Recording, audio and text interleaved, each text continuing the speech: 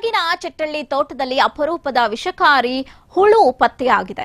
ಇದು ಕಂಬಳಿ ಹುಳ ಪ್ರಭೇದಕ್ಕೆ ಸೇರಿರುವಂತಹ ದೊಡ್ಡ ಜಾತಿಯ ಜೀವಿ ಅಂತ ಗುರುತಿಸಲಾಗಿದೆ.